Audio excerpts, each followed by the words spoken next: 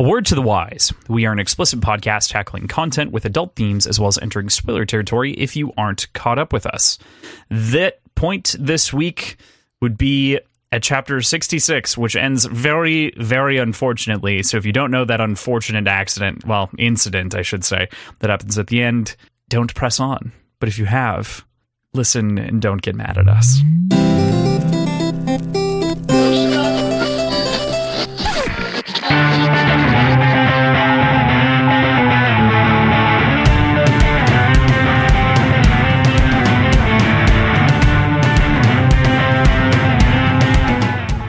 Hey there, this is Cross. And I'm PJ.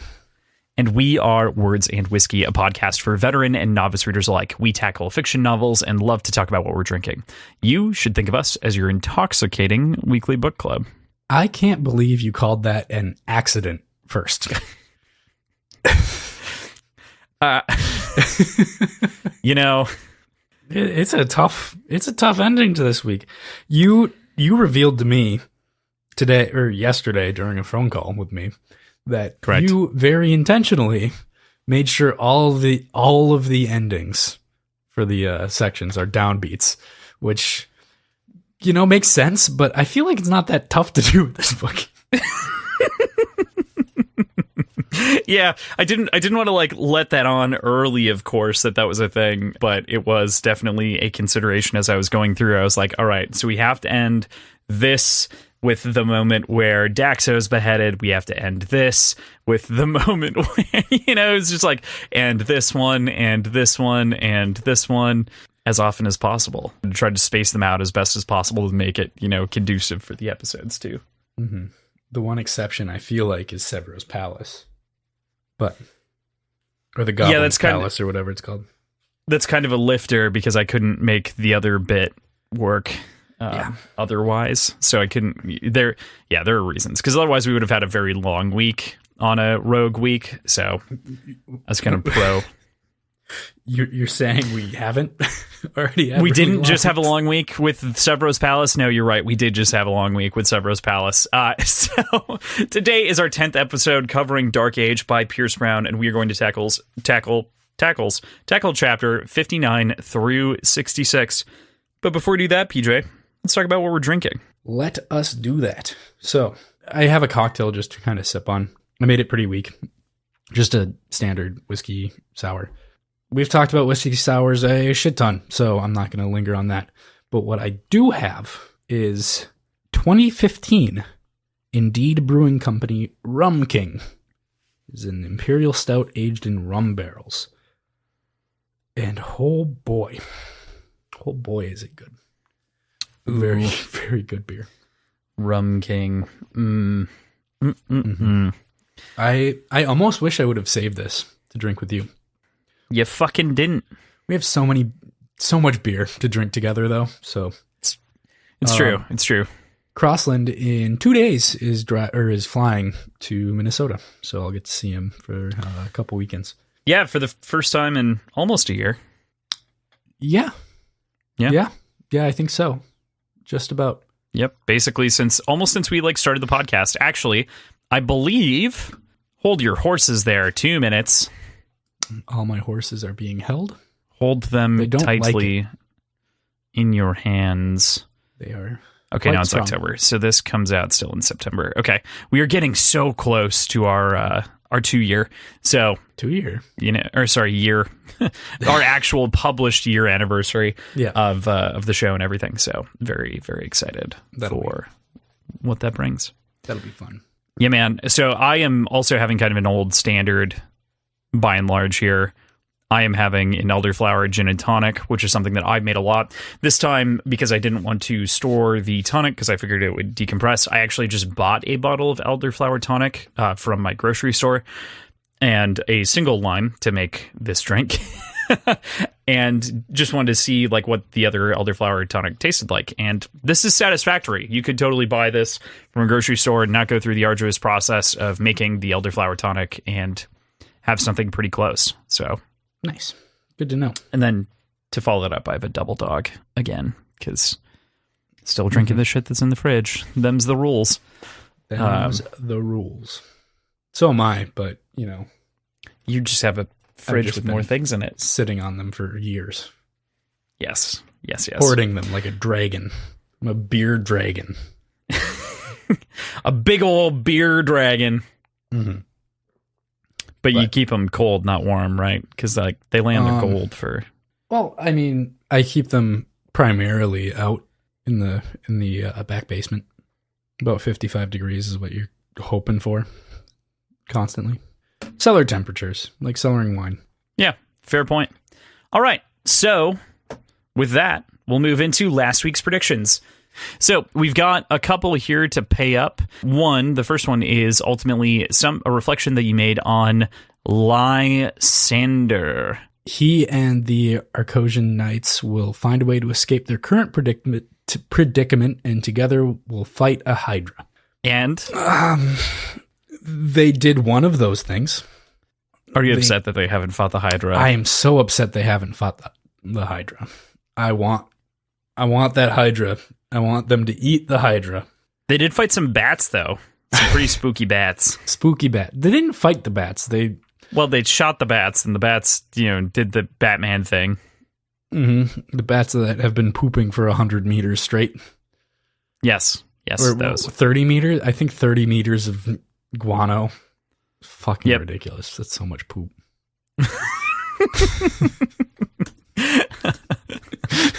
You're right. That is a lot of shit. Mm-hmm. And then the next one here, we said, we kind of asked the question, both Lysander and Darrow remain on Mercury. What happens to both of them there? You said... I think Darrow ends up rescuing Lysander inadvertently when he learns of Alex's survival, somehow. It's so interesting because you're close. I'm close to the outcome. I am not close to the process by which they get there. Really, Lysander rescues Alex and brings him to Darrow, is effectively how it goes. So, same characters, same end result, completely different process. So I think I'm effectively wrong, but close. I would say you're effectively wrong in the one case. And what did we say in the first case? Are you technically wrong about the Hydra? I mean, you're kind of right about the Arcosian Knights. But... I mean, I'm wrong about the Hydra. I was mostly leaning on the Hydra. I want the Hydra Crossland. I will openly admit, even in the face of potentially getting a correct answer, in saying that I'm wrong because there ain't no Hydra fight yet. All right, so you drink for both of those. Yep. Cool. With that, let's get into the chapters. Up front, promise this week will not be as long as last week. You shouldn't promise that. Anytime we say that, anytime we talk about how this week's going to be a pretty short, quick week, it's the longest fucking episode we've had so far. So, there's no way we go longer than last week's episode. There's zero way. You are absolutely jinxing us, and I don't think you're prepared for my lawyers if we go that long. All right. There's no way we're going 4.5 hours on this. Cool. I think release time, it comes out to like 3 or just under 3. But yeah, we recorded for 4.5 hours last week. Correct. Yes. But it does, it's at like 2:56 or something like that. After Andrew adds the intro outro, I'm sure it'll be pretty close to that 3-hour mark, which I think our longest episode before that was like 2:46 or something like that, which was the episode with Hail Reaper, I believe. Oh, well, that makes sense because they're fun. They're fun people. Yeah. So with that, chapter 59, Lysander the Impaler. This chapter, I think, in many ways serves as kind of a crux of opinion on the differences between Darrow and Lysander, between even the rising and the society remnant as it stands. Lysander is spending his free time trying to mentally peel apart the Knights of Elysian while his DNA is being ripped asunder by the leftover radiation. He's left kind of bald, as well as being, torn apart by all of this that's going on. He obviously makes some pretty big assumptions about the Knights as well, and talks about their opinions in an incredibly demeaning way inside of his own sort of bubble. Yeah. So within this section, in his own sort of monologues, or inner monologues, I guess, it's pretty clear here that Lysander not only has a real strange sense of privilege inherent within him, he seems to assume that if anybody had an overall positive life within the society, that they shouldn't feel any sort of sense of injustice from the society. Like he talks about knowing reds and browns that were happier than most golds that he's ever met. And somehow he feels like that means that they shouldn't be fighting against the society. I don't know. It came off really, really strange to me in his understanding of the world and how people interact with it, you know? Yeah, it shows that inherent privilege. It shows his sort of inherent bias. And I think that it also, this is a moment for me in which I think Lysander kind of shifts into being a very, very real about his opinions and the steps that he has to take to execute them. Like, he becomes so much more direct this chapter as opposed to kind of the hoity-toity sort of up in the air thought process. This is kind of when he converts to a man of action in a lot of ways to kind of take steps towards, you know, what he wants to see. Yeah. I don't know. Yeah, it's fair. Just that those comments about the low colors seemed really out of place and odd. I could not agree with you more. I think that it's not that I think that they're. Did you feel like they were odd? Like, did you actually? What's odd about them to you? I feel like he's been thinking and saying a lot of these things, but now that he's kind of tortured, he's being pushed to like the limits, and so he's kind of being and matter of fact about those opinions as opposed to. I feel like this is the first time that those opinions have extended to other colors. He's always talked about gold society and what it meant to be gold and how the golds have deviated from what their initial like mission was. But this takes it a step further in a really kind of strange way, in my opinion, because he's not talking about what it means to be gold and shepherding the other colors. He's talking about complacency within the society because they're happy. And they shouldn't feel the injustice and shouldn't feel like they need to rebel against the society because they're happy within the society. That's a great point. His quote, too, where he's talking about that happiness is also one that points to him thinking kind of like anecdotally, like, oh, yes, the red and brown friends that I have live great lives. And it's like, well, it's not every red and brown, you moron. It feels like a very direct parallel to any number of anecdotal pieces of evidence that can be provided in, you know, an argument. Exactly. But it's also assuming that even if those red and browns have a good life, or it's saying that because those red and browns have a good life, they shouldn't be upset about other reds and browns having bad lives. That's definitely true. And then the extension therein that like the Greys had it worse, so they should be thankful that they weren't the Greys. But like that's backwards thinking by the same logic, right? Exactly. And for somebody as intelligent and seemingly logical as Lysander, that seems so off. I don't know. It just didn't seem to click with what I understood him to be. Yeah. No, I think that this is kind of a victim of him being tortured, right? Like it's kind of coming out. These more raw feelings, I think, are escaping in part because I think that a lot of this chapter starts out with kind of a very damaged Lysander tone. Like he's not holding it together. So he's on the verge of breaking even. I've got an interesting thought here because of the way he talks to Darrow during the interrogation later under his assumed personality. He has those comments about like, hey, could you bring me some pinks and blah, blah, blah, blah, blah. Like, I wonder if he's, for the lack of a better term, method acting in that sense. Really trying to take on the persona of an uppity, gold, high society, like spoiled brat. And it's that he's letting that permeate into his own inner monologue as well. I think okay. Because he kind of does that later, too, a little bit, right? When he's talking about Cato in the third person, when he's being interviewed by Darrow. Yeah, that's what maybe we're thinking about different aspects of that same conversation when he's talking to Darrow. But Darrow asks him if he could get him anything, and he says a couple of pinks, something like that. Yes, but he also, earlier on in the conversation, he refers to himself as like needing to play the part of Cato, and there's some particular line that rubs me as I'm talking about himself, and we can definitely talk about it when we get there, but I don't think that this is him playing the part. I think that this is just it coming out. Okay. That was just kind of a spur of the moment. Yeah. No, but it's good, and I think especially bring that up as it is later, you know. Mm-hmm. Anyway, yeah, that just it felt out of character for him. Here's the little tidbit, by the way, that I was talking about. I look down to signify submission, then up to signal betrayal, then down as Cato realizes he can't match a legend's gaze. Darrow's used to this, and I make sure my hands play their proper role, knowing very well how the jackal lost his hand. So that's within the interview, of course, but you know, it does kind of, man, that adds Lysander to the unreliable narrator list a little bit. But he's not being unreliable. He's actually communicating. I don't think it's unreliable. I think he's very clearly taking on another persona, and this is him doing what he can to personify somebody that he's not. Sure, which he's also doing here, of course, in the chapter that we are talking about as well. Right.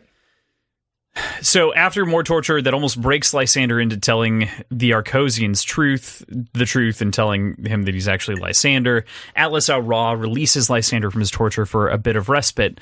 Lysander immediately starts peeling him back with the mind's eye and his memories of the Fear Night that he recalls. We get some nice kind of flashbacks and some like small explanations behind why the Fear Night is the way that he is, talking about the Coupier belt, talking about a number of different components. But then he says the Fear Knight responds with something peculiar as Lysander is kind of picking him apart and tearing him down. He says, "Stop that, unless you want me to do it back." Oh, fuck. Oh, God. Oh, no. That's a pretty amazing reveal. That's a pretty great way to reveal that there's another acolyte of the Mind's Eye. Like, that was well done. I liked the way that was revealed.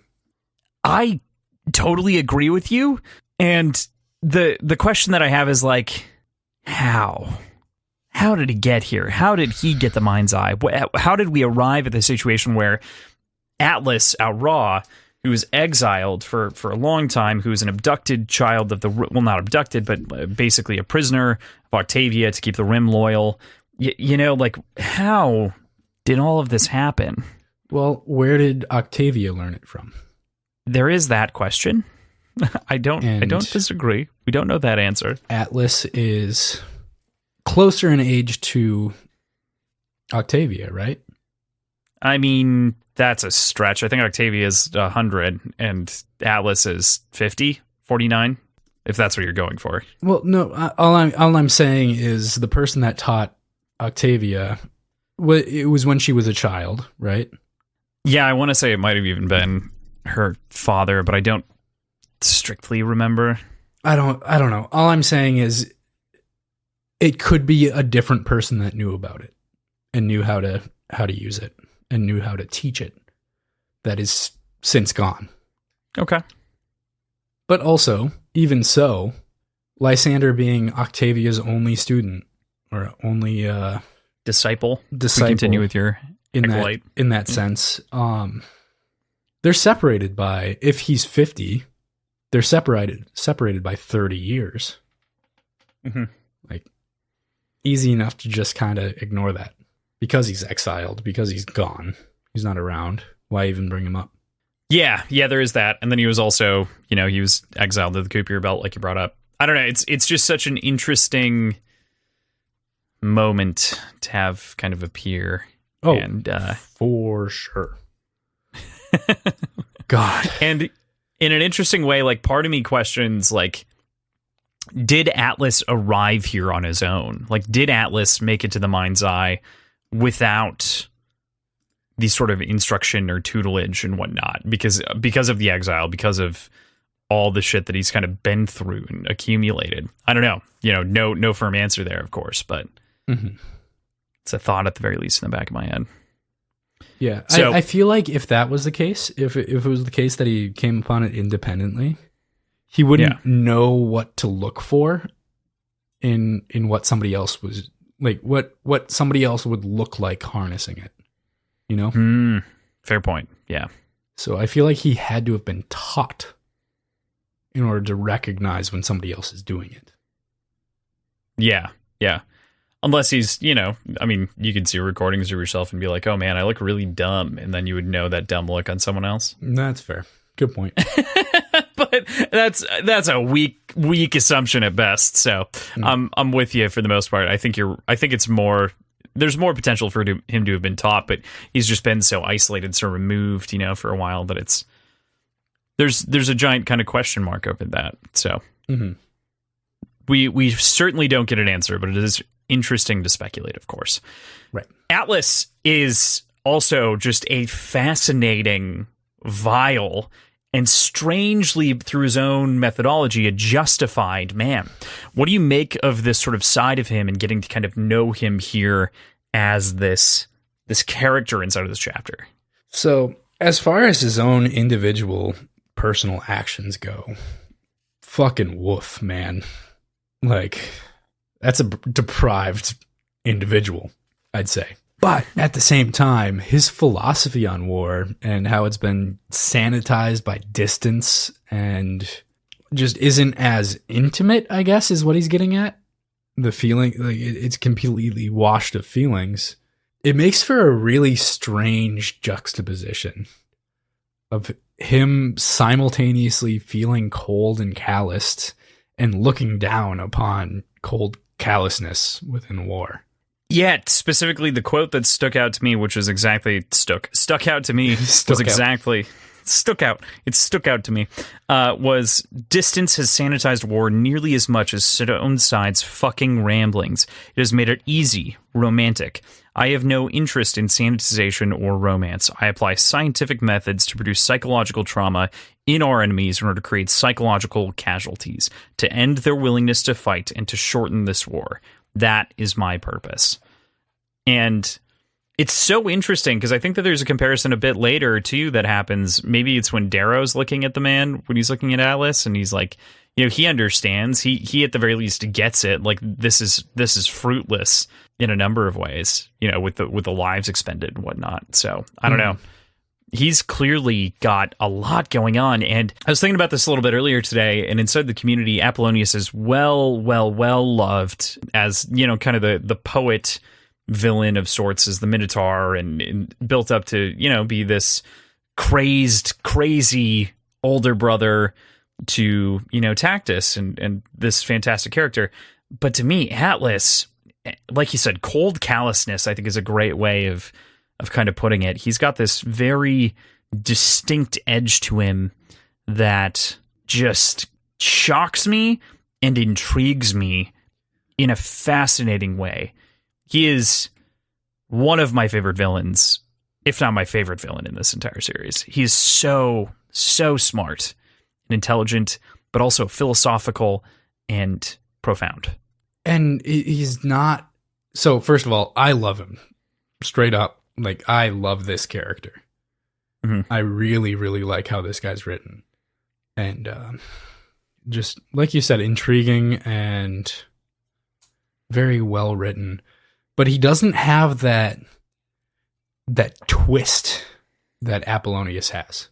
With Apollonius, when Apollonius is talking, he just feels creepy to a certain extent and twisted, I guess. A little sick in the head.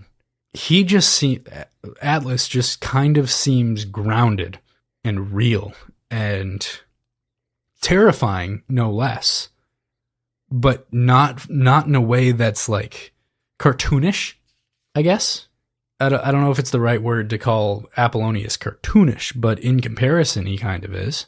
Yeah, I know what you're getting at with like cartoonish. I think that's just a facet of Apollonius's ego, like showing, and it does give him this sort of, I don't know, he's grandiose. He's eccentric.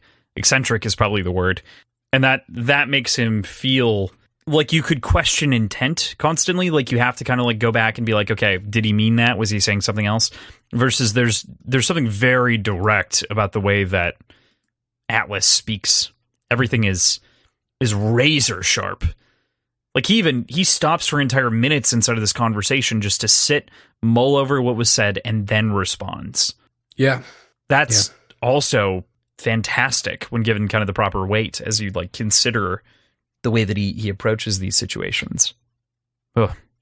They talk about a lot here. They catch up on a lot of things that I think you could almost summarize in ways that are summarized later about Lysander's tale to Gilrastes. It's like, yes, I tell him my tale.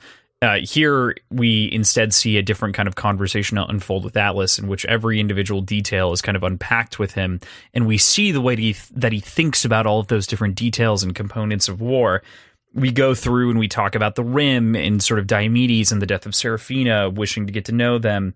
The sort of death of his brother as well, taking the steps out to, or the walk out to the dragon's tomb, and sort of the way that he was behaving. We see all of these different components, and then we also get a kind of final moment of what the fuckery that happens inside of their regular conversation of catch-up, in which he just drops that Ajax and Atalante are fucking, and Alice had no control over it, has never had any control over it, and has no desire now to try to control it because it happened during his various absences when he was exiled into the Kupir Belt and was unable to be a father.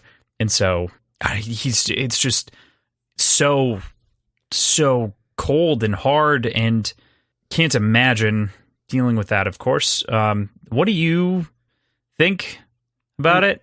Well, there's a lot there. I mean, there's a lot to unpack in it, to be perfectly frank about it. But up until this point, this series has had almost everything going for it. But now there's incest, so it is like the full package. Well done, Pierce. You've rounded it out. It's got everything a great story needs. A little bit of incest to round out all the political intrigue, It's gotta be there. Like you gotta include aunt fucking, Yeah. I mean, it's depravity that we haven't really known inside of the series, from any other perspective. And I feel like early on, I feel like in Red Rising, we talked about incest at one point in passing and not in specific terms, but I feel like it was mentioned about Gold Society and incest. Yeah, I think that there was actually something about how do they keep the bloodlines pure or something like that, because there's obviously going to have to be. And then I think it was like Board of Quality Control or something like that ended up being an answer to the question. Sounds right. I can't remember. Sounds reminiscent. I just remember making incest jokes at one point. I don't know if that ever made a cut into the show or if that was just me and you on the phone. Well, fair point. This was a year ago, man. True. Do I remember what we were talking about a year ago? Not exactly. No. What do you... Red Rising? Red Rising, yes. Yes, at this point. About a year ago. We were talking about Red Rising. What do you make... did you have any other favorite moment here that was shared between Atlas and Lysander when they were chatting and catching up about all the details? So I think there was a mention of Red Woman. What was her name? Oh, yes. Definitely want to talk about that for sure. So there's the carvings, of which are crazy, and he takes a tone with them that I think is very stoic, and I find it interesting that he's the one that kind of measures things this way with the Red Woman, right? He specifically brings up Deidre, right, which is that Red Woman that he has carved, and Atlas calls her a tough woman repeatedly, but Lysander is totally caught up in the definition of the actual color. Yeah, it's like she was a tough woman for a red tough woman. Mm-hmm. I think that was the exchange. Something very close to that. Yeah, that's almost entirely the exchange. And he asks the question for a red, and then he says, are they trophies? And he's like, no, they're not. They're meditation. And it's, preyed upon me for my prejudices. But he also says a zealot, and he replies a soldier. And I think what's so interesting here is that specifically talking about Deidre, it reminds me of a Stoic principle that we talked about a while ago of reduction to understand what a thing is, right? Like wine is just dead grapes, like old aged dead grapes. Your steak in front of you is just dead cow, etc. You know, he does similar things with kind of the boiled bat meat. He's like, what's it taste like? Boiled bat meat. No, he's like, bat? And it's like, he just kind of nods and continues, you know? I don't know. It's so interesting to consider his philosophy because it's just like so just up his sleeve, not up his sleeve, but rather on his sleeve. He wears it so plainly. Mm-hmm. And equally as interesting is Lysander trying to put any sort of terminology into an us versus them kind of deal. So zealot versus soldier, and the attribution of tough woman for a red versus just tough. I think it really shows how understanding of all of this Atlas really is, and how he's really able to analyze who somebody is and what their individual motivations are, as opposed to, oh, I disagree with them, so they're the bad guys. So we can reduce them to, or abstract their motivations into something that's just inherently bad, and we'll fight it.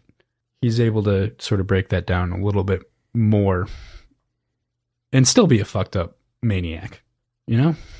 Like, he's able, I mean, he sees this just as a mechanism, right? Like he doesn't like war, he doesn't enjoy war, but he's trying to get to the result as quickly as possible, and so he's using drastic measures to do so. And I think that's what's also so terrifying about him, is that there's almost nothing he's unwilling to do. We kind of get an answer to that a little bit later, but I'm with you on the sort of his ability to take apart that abstraction, and he brings it up more with Darrow later too, when they're talking and they're having that conversation about, you know, the conquered and the conquerors, and there's just so many different moments when he is just proving to be this brutal intellectual. Yeah. Yeah, what's the quote? How can you understand a man that's at war with himself? That one tears apart me because it also it points to our theme that we've been talking about with Darrow forever, right? Like he's got these two sides of him that are poking at each other and fighting to figure out which one deserves to live. Mm-hmm. It's understandably impossible to really break down because it's effectively two different people with conflicting ideas, and at any given moment one's going to be beating the other. Man, all of this makes me really, really, really like Atlas. Yeah, I think the tough part here as well is, you know, there are obviously a lot of quotes that are lovely. There's he's trying to figure out, you know, about the city after discussing sort of the omnicide that's being planned for the city of Heliopolis, and sort of removing Darrow from the equation that's going to happen in 5 days. And I think that it's so interesting that he's decided as well that those lives are worth saving, regardless of like casualties that might happen in the conflict, provided they can, you know, do so, because they're from Mercury, they're not from Mars, they're not the ones that like rose up and started a lot of this. This is, you know, there's no point. Mm-hmm. Also, I forgot to mention this, but his scar from ear to ear around his neck, like, ooh, also just an interesting descriptor. But, you know, he mentions, of course, of Lysander, an idealist, don't fret, it's a temporary condition. And then they cook up this plan to potentially beat out the chemical attack, and Atlas kind of willingly decides to go along with it, being this Trojan horse, because if Lysander can do it, it's the best shot at saving the most people, and also speaks to the sort of stance that he's willing to take on fighting and ending this war as kind of effectively as possible with as little lives lost.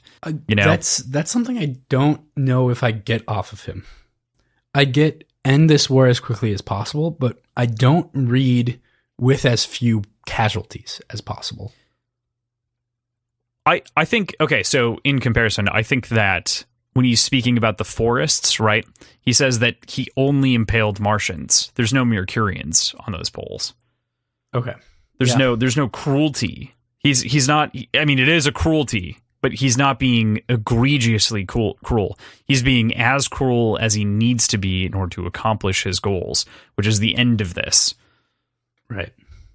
Because he sees it as fruitless. I believe it was. I think it was Atalantia who mentioned it earlier and said that he was more of a scholar than a warrior to begin with, and that feels very true. I mean, the more that we talk with him.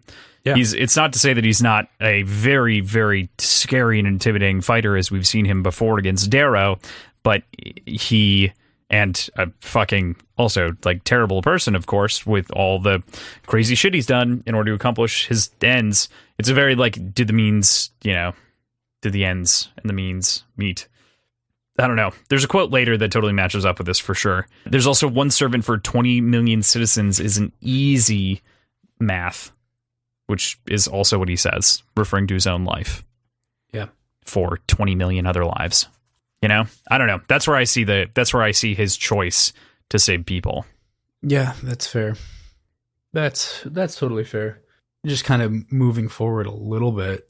He's agreed to this plan with Lysander without really they don't really talk about the plan so much. They mention what ends up being the path that they take as a totally absurd thing that there's no chance that would work. Like, these are the things that would have to fall into place in order for me being a Trojan horse to work.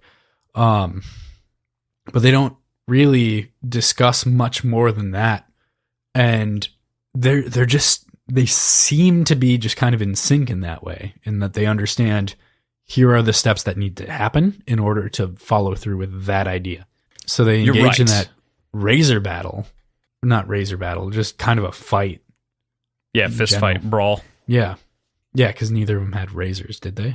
There's a hosta on the wall, and I think technically the Bologna razor was like on the ground somewhere. Yeah, but neither of them are fighting with them. Mm-hmm. So it's there, but Lysander is using aspects of the Willow way.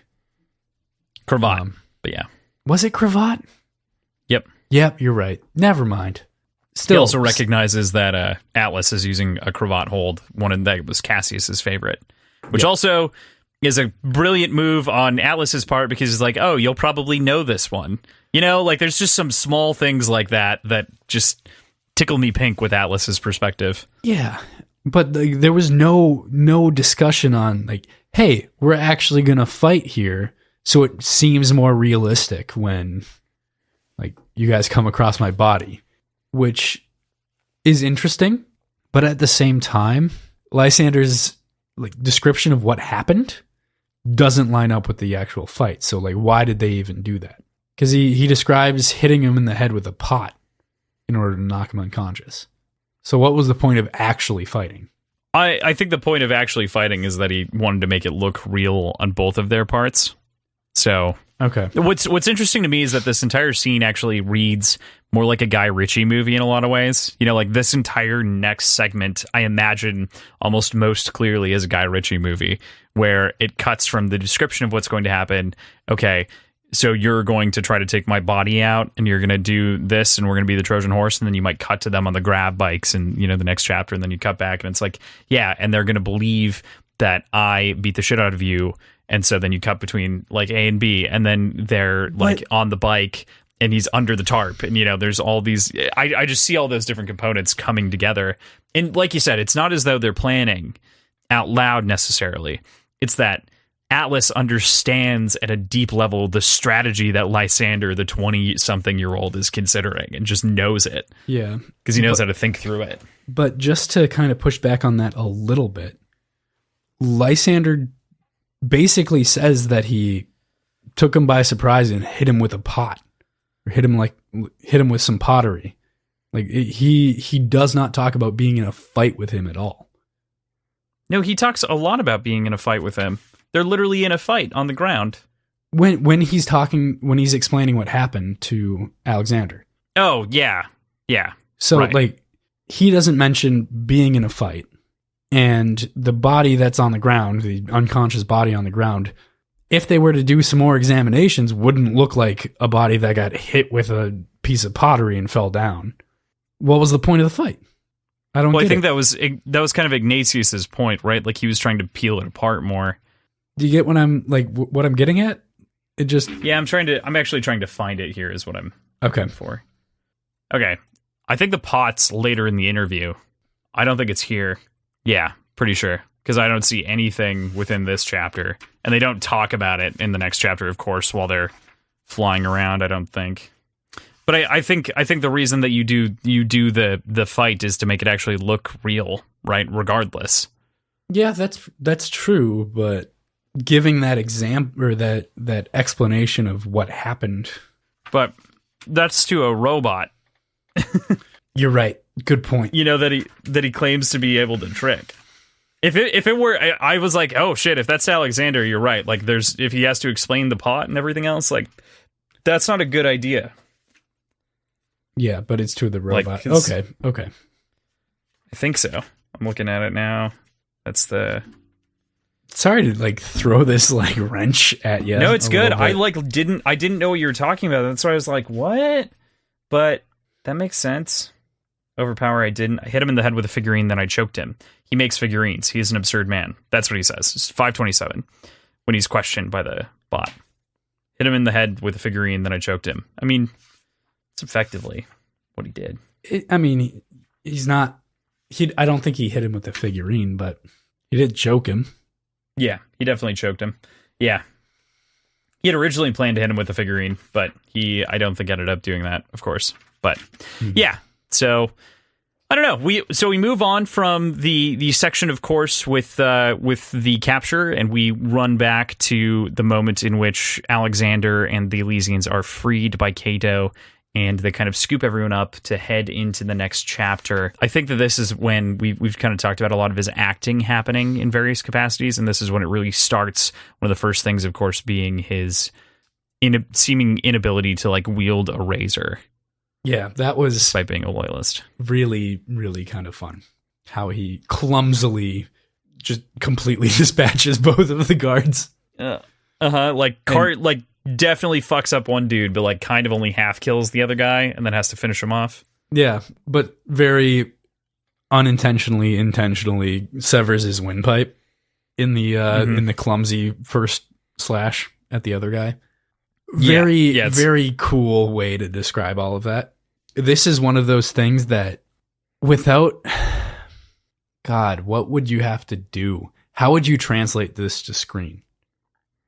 This is all acting, right? Because the biggest thing is we've seen so at this point you'd have to have proven on screen that Lysander is a formidable razor master. He knows what he's doing with the razor. Then he picks up the razor and kind of acts the goof while the other folks are watching him, cutting through the one dude and then kind of cutting into it, but he's got to use it unwieldy. When you see a kid who's a stable boy pick up a sword for the first time and he doesn't know what he's doing with it, it's got to be that kind of energy, right? And then immediately afterwards, breaking down and crying, being asked the question by Alexander, I think makes a ton of sense. Yeah. Would you have a vocalized inner monologue? Absolutely not. Okay. So I think specifically the description here, as they turn back at the sound of my feet, I slash the head off the first man like I'm felling a tree. So think a two-handed axe. This sounds really clumsy to me, especially considering how we think about razor wielders, right? And then as he's going through the second dude and as he cuts his windpipe, he lodges it in the wall, Yeah, okay. Yeah, I can see that. I can see it. You're right. I think it'd be fine. And then he just kind of hacks at him until he dies. And then he starts crying, which I think that's all that this would, to your point, I think this would all be up to the actor. You would have to have the right person playing Lysander in order to pull this off, in addition to having the action kind of play the way that it is, because you have to be able to tell. And the establishment, like you mentioned, of what a good razor wielder looks like. Oh yeah. Yeah. And what Lysander looks like wielding his razor in a normal circumstance. Yeah, which we definitely get some of course, throughout this book. So, It's not like we know he's bad. Isn't chop the tree part of the will away? No, so they mention the three things. A fool aims for the leaves, chops the trunk. Chops the trunk, but a master digs the roots. That's not that. I butchered that quote, but that is the Lornau Arcos roots quote. I have to do this right. A fool pulls the leaves, a brute chops the trunk, a sage digs the roots. Okay, so he's playing the brute. Playing the brute. Yeah. Which, I mean, yeah. Yep. Kind of literally. So, yeah, I mean, good call. And I think especially getting into this next chapter, and kind of like we were saying, this to me is a very visual section. So with that, let's move into chapter 60, Lysander, Pup 1. So I think per most of our conversation that we were just having, about kind of the visual medium that is the sort of fight that we have with Lysander at the end of the chapter, and sort of my recanting of the way that I think that this could be done in a Guy Ritchie style even, which would be fairly interesting. I think that this is where this kind of comes together in a big way for me. I think that this section is very visual, complex, and fairly straightforward. I mean, this is an escape. This is a bike scene. This is some death and some people getting picked off. It's a good chapter. Yeah, this is like post dungeon crawl, everybody running out of the dungeon kind of deal. Mm-hmm. Or like the running away on Endor, the escape on Endor, and the rescue among like the bikes and everything else. It's very evocative in some specific ways. It's very quick, so it feels like a montage of things, even though it's just a very quick succession of things to deal with. Like it feels like you could linger on all of these, but they're in a rush and they're being chased and they're going to go as fast as possible. So there's just quick machine gun fire aspects of this escape, which is kind of a cool thing to see. And I think could, as we talked about adaptation in the last chapter, I think this would be really easy to do.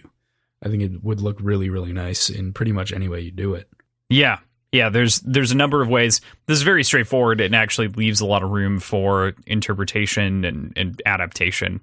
I think it's solid. So, again, I don't think that there's a ton to talk about inside of this chapter outside of a couple of different things that we're going to bring up. But one, to me, is while they're in the caves, Lysander has kind of an interesting reflection after finding the bats and kind of cursing the black market carvers for their ability to create apex creatures that ruin ecosystems, and laughs to himself, silently considering the implications of what he just thought and said.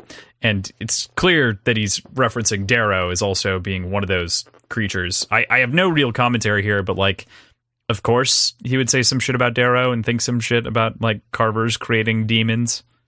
Absolutely. Of course he would do that. But that's a really cool insight, isn't it? Yeah, it is. It is a good insight. I just wish that Lysander were a spacist asshole, Yeah,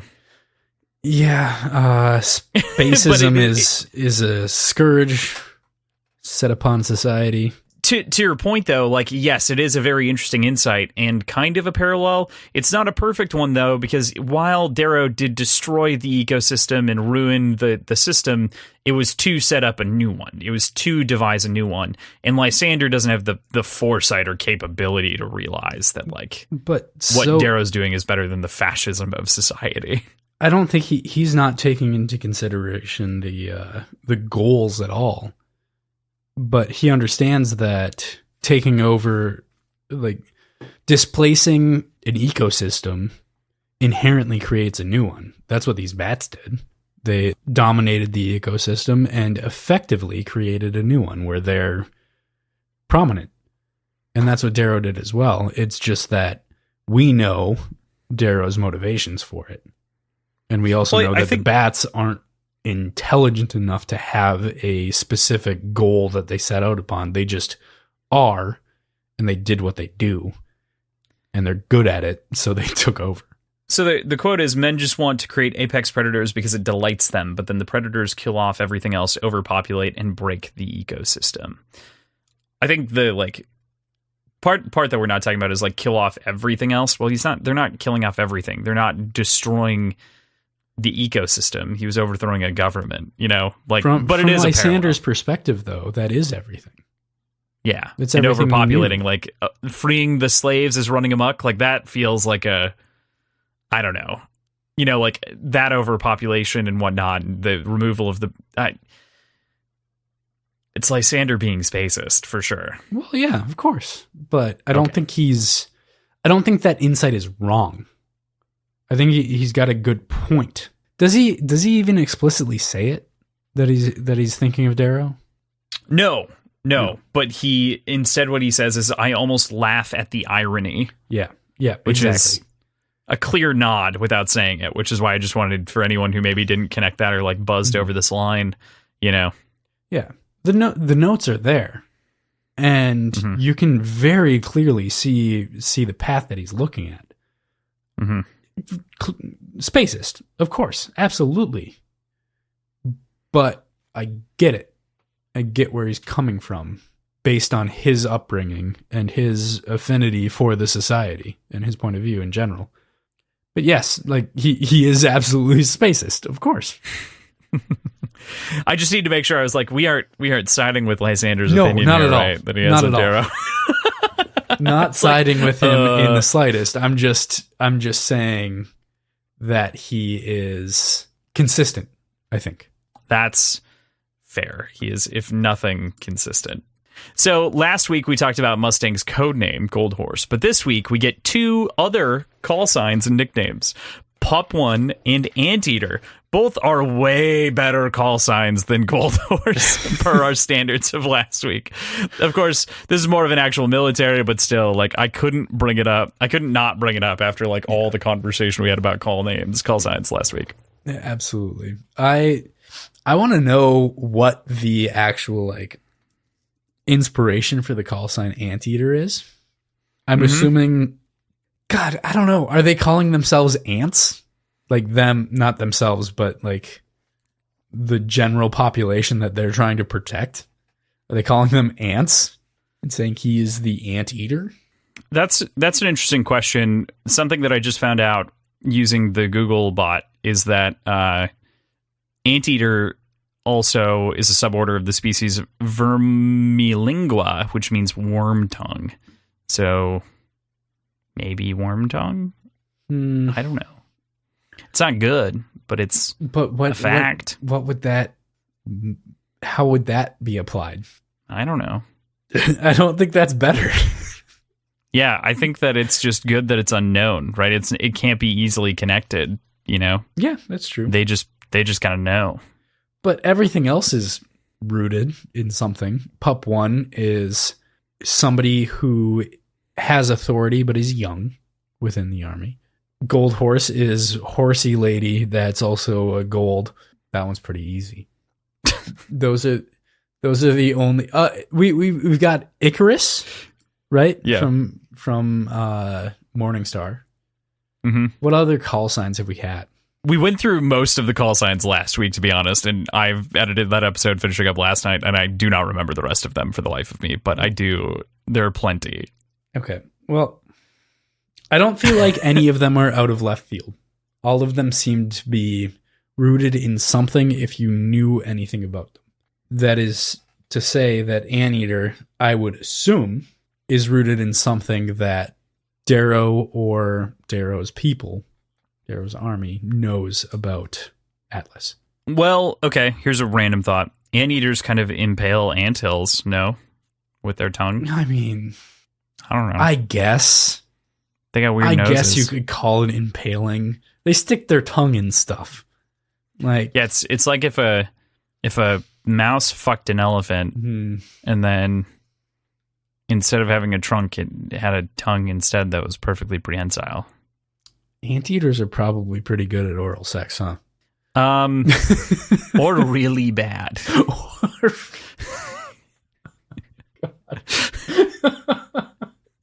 I think we're not considering the absolute atrocity that potentially is anteater oral sex here. Remind reminds me in a strange way of like thinking about hummingbird tongues and the way that they're like weird. I don't know. Well, all we know is that they eat them. I don't know anything about hummingbird tongues beyond that. They're really, really tiny. Anteater tongues are freaky looking, dude. They're about 2 feet long and shaped like a strand of spaghetti.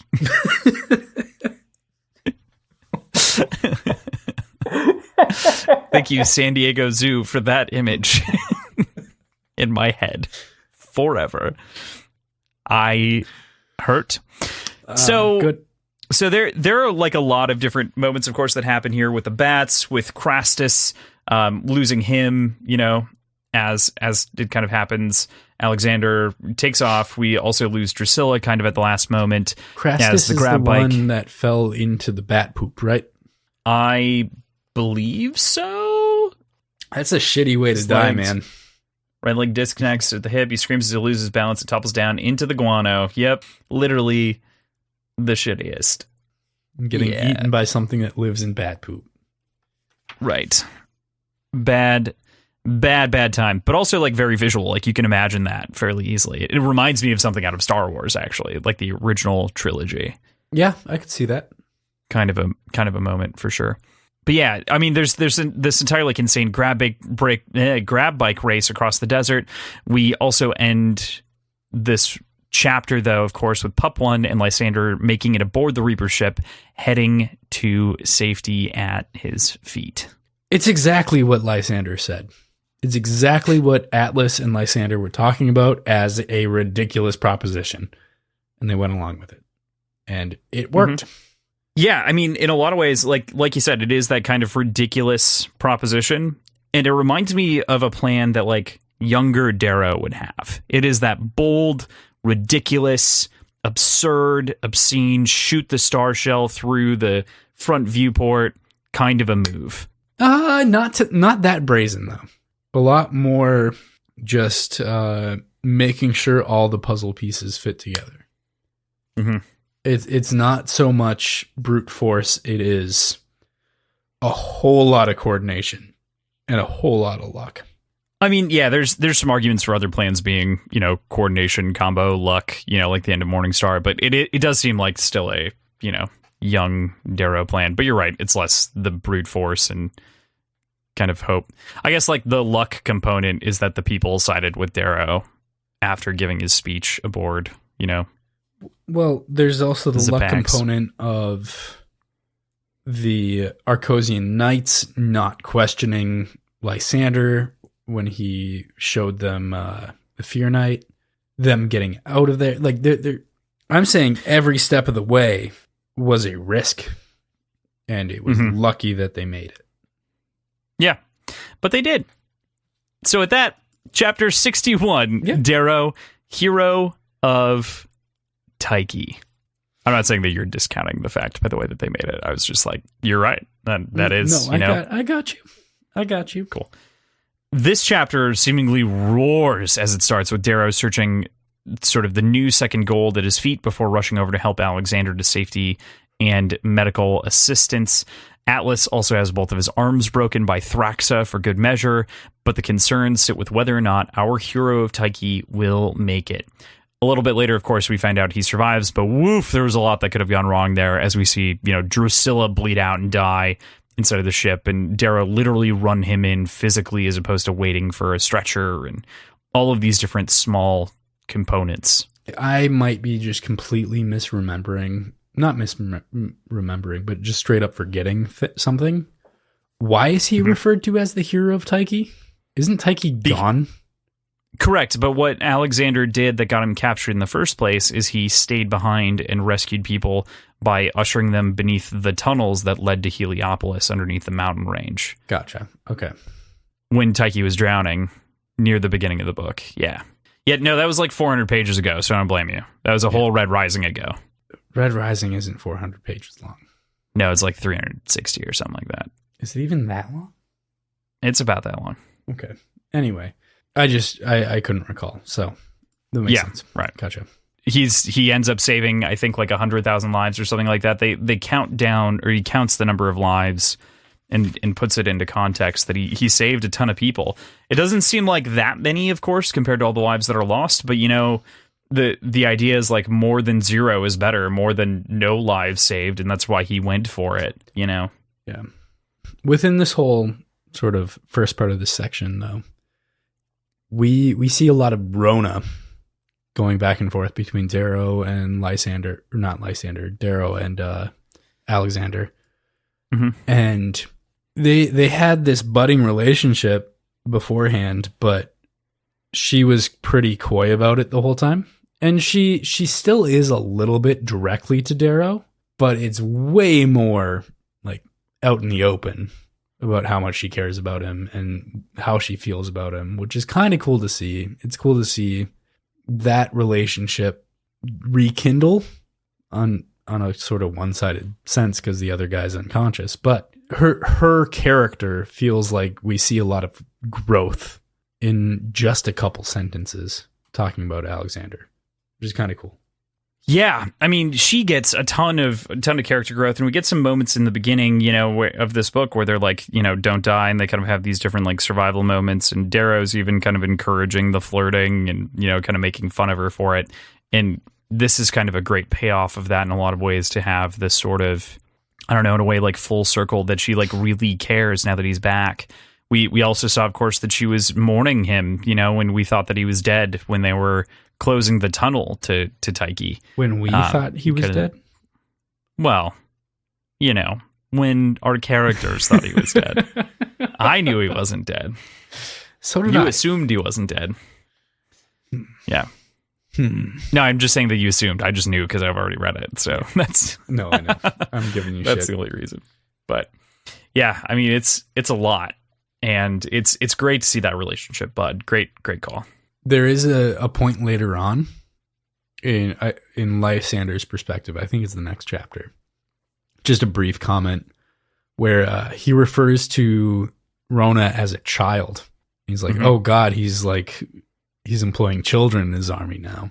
And then learns that it's his niece and doesn't really elaborate beyond that. But she's young. How old is she? Like 19? Yeah, I think she turned 18 or 9. She was 19 and turned 20 or something like that. Wait, so she's the same age as Lysander. What the fuck is he talking about? Well, because she's a red, right? So she looks like a child. She's got to look like almost old. I mean, by red standards, maybe, but she looks positively small She's next to them. Small, but I've seen small old people before. I don't assume they're like in 12. It also maybe goes to show Lysander's ignorance. Maybe. I would think that she would look positively ancient by his sexual standards. Oh my God. Yeah. Oh no. Oh no. Oh no. Oh. Wow. Okay, so with that, we've got Darrow storms off to seemingly beat the shit out of Atlas, but instead they share in exchange. One of where Atlas says he deserves the punishment he's earned because he's lost, and the second is a quote from Sophocles that I was kind of referencing a little bit earlier, but all of a man's affairs become diseased when he wishes to cure evils by evils. And to me, so much of this chapter hinges on Atlas's ability to be both an incredibly dark villain and the studied scholar. What do you think that Pierce is trying to get out of us through this interrogation scene? First of all, that's one smart fox. I fucking knew you were going to talk about the fox. I fucking knew it. I should have just put in a joke about the fox. Why would you not attribute it to Sophocles, the human being, as opposed to Sophocles, the actual character that exists within this book that we're talking about? It's a fox. It doesn't have a quote. He's a character. The fox is everything Crossland. Don't you forget it. Anyway, I think this is kind of leaning into the multiple point of view sort of aspect of this book a little bit more than what's been done in the past, especially within Iron Gold. We really kind of get a chance to sympathize a little bit with the actual way of thinking of the society. We get some opposing point of views from Lysander, but by his own admission, he's not thinking for the society. He is thinking for gold and what it meant to be gold in the beginning and trying to bring us back to that. And that is completely different than capital the society and what they thought. Whereas our sort of expose on Atlas's sort of inner thoughts kind of give us that perspective, which is cool and different. And just adds this incredible amount of depth to the moral understanding of the story. It's not us versus them. It's not good versus evil anymore. It is completely very independent and well fleshed out philosophies that are at odds with each other. And in this case, directly interacting. Yeah. And I think that the reason that he kind of recants this line back to him, to your point on the philosophies, I think part of the reason that he recounts this line back to him, there are kind of two ways that I think about it. And I think you're right. He's playing into the point of views thing here very, very directly. But if we think about this line, he could be using it as a tool to divide Darrow further as he thinks about things, right? Which he said the clearest path forward is one of psychological warfare, of manipulating our enemies. You know, that's why he does the impalements. Or there's his overt honesty. Yeah, but pair that with the comment from last chapter or 2 chapters ago, I can't remember which, of how do you deal with a man at war with himself or something like that? Mm-hmm. Right. Like, fucking confuse him.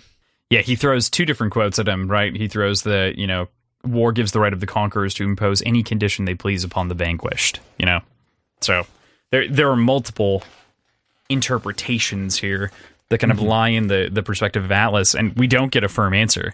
We do get one that at the very least Darrow was pushed to make a decision, and that decision was to not chop off of his hands. Yeah.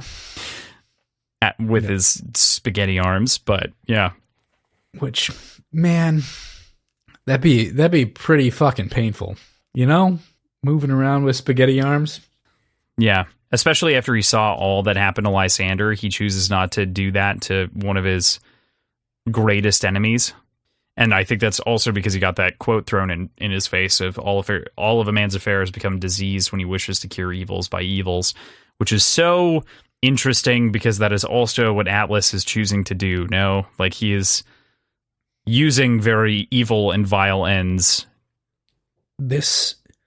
I feel like this was said to Darrow directly as well earlier without being so elegant. And I can't remember who said it. Do you remember that at all? Like, I don't think it was even this book.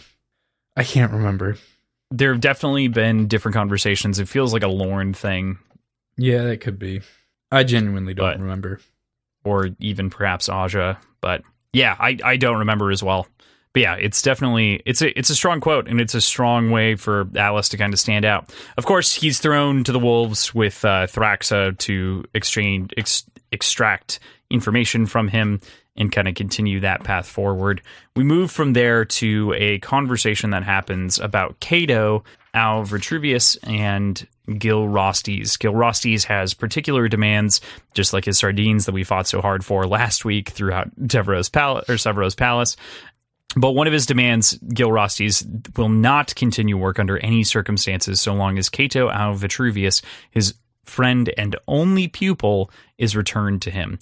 Darrow, of course, scrutinizes Cato deeply, noting that he passes nearly every inspection with flying colors, including a very odd one, signs of Mithridism, which is a practice of poisoning oneself to build immunity against poisons. What do you make of the data dump on Lysander as Cato and kind of Gilrastes' interest in him? So, my first read-through of this chapter, I had completely missed the conversation, or the part of the conversation between Lysander and Atlas that mentioned Gilrastes and how Gilrastes was a friend of Lysander's. Completely missed it. Don't know how, but just did not track with me.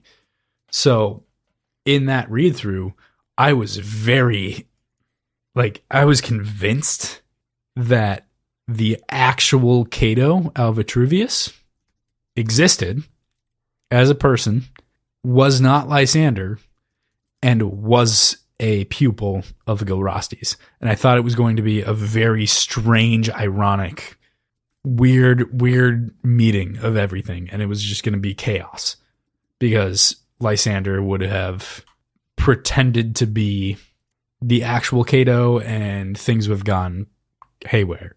Mm-hmm. It's still interesting, still very interesting, arguably more interesting because it completely shifts my understanding of Gilrastes and his allegiances and what he's doing. He clearly didn't actually turn completely on the society, because if he had, he would have said outright, oh, that's the alter ego of Lysander. Be done with it. So it created this really strange depth for Gilrastes in that moment, beyond what was already there. And I really didn't know what to make of it. I didn't know what to think. But yeah, that first read through, I was very confused. I was thinking just a very, very heavy sense of irony was going to hit us hard. But that's more of a thing that I would expect from an old Guy Ritchie film, something like that. Sure, something that would kind of strike us in a moment that's strange. That makes sense. Mm-hmm. I really like that. I think we're going to talk a lot about Gilrastes and some of these intents and allegiances a little bit more later. So I'm going to leave that so that we can pick that back up in a little bit here when we can kind of wrap up the week with Lysander, because I think that'll fit in very well. It squares away. Yeah, I love it though. Especially the idea of knowing, I want to bring this up actually that you mentioned it, knowing like the actual Cato and squaring that away. That's a very interesting, supposition of sorts. With that, we move into chapter 62, Lysander, the Warlord, and the Libertine. Lysander spends a lot of time this chapter talking about lying as he's interrogated by the X-1200 Bloodhound, and the difference between it being an art and a science. I find it a wide-reaching and fascinating discussion as he talks his way both around the robot and recants back. Recants the backing of his false story here to protect him on Mercury in such a case as these that he finds himself in, talking about himself as Cato. Obviously, the X-1200 Bloodhound feels like a reference back to Blade Runner, but what do you make of the entire kind of scene? I felt like Lysander's depth here and really the crazy backstory that he has built and has had built since he was a young child is amazing. And it all stems back to Octavia. She, as mentioned, is extremely paranoid. But pair that with her incredible cunningness. Cunning? Would it just be incredible cunning? Cunning, yeah. Yeah. It makes for this really, really interesting payoff. I guess it's like a decade late payoff. Or decade and a half, probably. If he was 6 when he met Gilrastes. It was strangely satisfying to experience that sort of lie coming to fruition. Yeah, it's fantastic to understand the sort of implications that come with a lot of this sort of discussion, right? And sort of the planning, the intense planning that comes around Lysander having this understanding. I mean, I think we talked about how even Virginia, having been a pupil of Octavia, understands how far-reaching people will go to extract information, how brutal, society's tactics can be. So that's why she was sleeping, memorizing false information and remembering false dreams and things of that nature. So you can only imagine that same paranoia being quadrupled inside of Octavia. And in such cases as these, that really shitty childhood that Lysander had comes to help him out. Yeah. I feel like it not only comes to help him out, it also, knowing at least a little bit of about Octavia, it seems like a situation like this is what that was really intended for. Yeah, right. without a doubt. It's totally what it was meant for, is, you know, this sort of extreme circumstance. So, I mean, it's great to see a payoff, and it's, you know, it's so funny to think about the fact that, like, she has constantly had paranoias and backdoors, and, you know, was keeping the storm gods as a backup, and, you know, we also get to see all these machinations, all these plans that Octavia had, but never, you know, had to pull the trigger on. So she had fingers in every pie. Strange question about the definition of paranoia. Does it require it to be unfounded? Mental condition characterized by delusions of persecution, unwarranted jealousy, or exaggeration of self-importance, typically elaborated into an organized system. It may be an aspect of chronic personality disorder, drug use, or of serious conditions such as schizophrenia, in which the person loses touch with reality. So delusions of persecution. So delusion, meaning untrue. Delusion doesn't necessarily mean untrue, does it? I feel like it does. But I guess doesn't a delusion, yeah, it does. A delusion is a belief that is false. Yeah. So untrue. Yeah. So, well, does this retroactively make Octavia less paranoid? Correct. Yeah, because it's not a delusion. It's no longer a delusion. Okay. It was preparation. Yeah. Yeah. Every let's put it this way.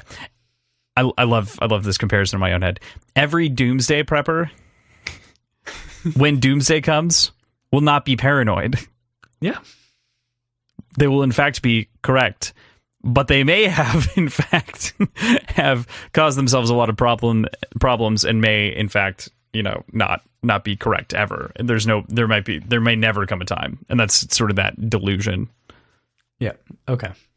I think the other thing is like exaggerated self-importance as we think about it. Another one is suspicion and mistrust of people or their actions without evidence or justification. Okay. There's no evidence or justification that Mercury is going to rise up against her, but we do have evidence that that's happened before, and so she implants a safety mechanism to protect. Well, that would be evidence, though, wouldn't it? No, that'd be a history. Prior, yeah, and it's not of Mercury, right? Mm-hmm. Like it's not Mercury's doing. Okay. Yeah. So. Sorry, that was a little bit of a deviation, but I was curious. Like, is Octavia now retroactively less paranoid? And I guess it makes, by definition, yes.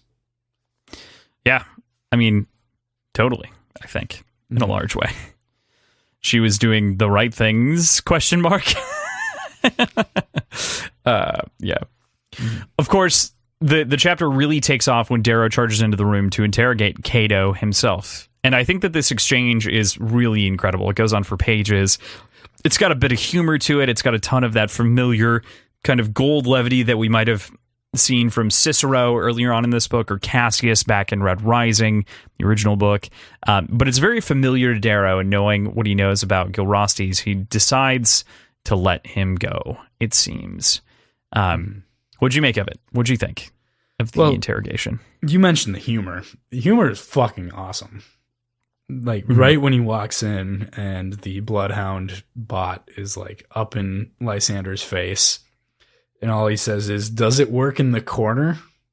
I loved it. I loved Darrow's interactions with the Bloodhound. I found it really funny. We talked about before who Cato is and the personality that Lysander has kind of cultivated for him. And he's this really slimy, rich, privileged gold young adult. Mm-hmm. And man, is it cool to see that come out on the page? Oh, yeah. Because it's so different from what we know Lysander to be. But he seems so, I wouldn't say comfortable in it, but he doesn't let up in a way that like makes it seem like he isn't comfortable in it. You know, like he sells it really well.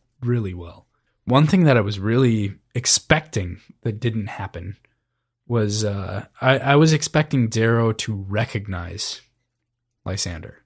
And I know Lysander's face has been fucked up quite a bit, but even so, even though Gilrastes knew who it was and he knew what to look for, yada, yada, yada.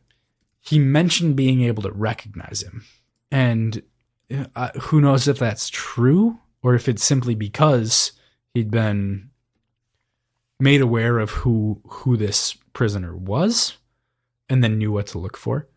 But I really would have expected Darrow to have been able to recognize Lysander. Yeah, I mean, Darrow didn't spend a lot of time with him. I would say that that's one component here. Half of his face is burned off. He's bald. I don't think that Gilrastes recognized him in physicality, of course.